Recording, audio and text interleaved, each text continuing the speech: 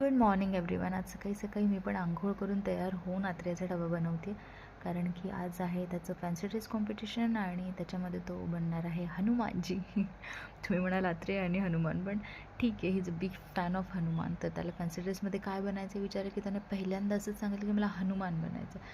तर मग म्हटलं ठीक आहे, त्याची इच्छा आहे तर तसा गेटअप करून आपण पाठवूया.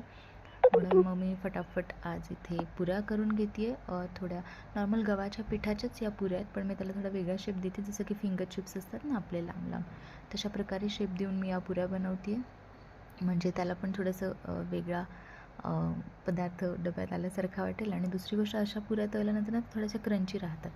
आपल्या गोल गोल पुऱ्या जशा थोड्या वेळाने झाकण लावल्यानंतर मऊ पडतात, तशा या नाही पडत, ह्या थोड्या क्रंची राहतात. त्यामुळे मी अशा शेपच्या पुऱ्या त्याला बरेचदा देते, म्हणजे अशा किंवा मग डायमंड शेपमध्ये वगैरे, किंवा माझ्याकडे ते जे क्लेमध्ये येतात ते वेगवेगळे शेप्स आहेत त्याच्या शेप्सच्या पुऱ्या, तर मग त्याला मजा येते त्या खायला. अशा प्रकारे मी पुऱ्या इथे तळून घेते फटाफट.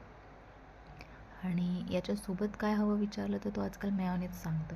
आधी त्याला सॉस चालायचं, पुरीसोबत सॉस, पण आजकाल तो मेयोनेज सांगतो. माहिती नाही कोणाचं बघितलं आहे किंवा कशी त्याची ती टेस्ट डेव्हलप झाली.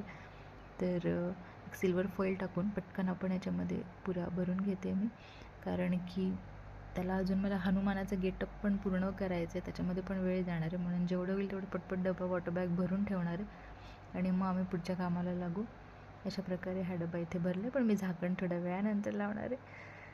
चला तर मग पुन्हा भेटूया नेक्स्ट व्हिडिओ. Bye bye.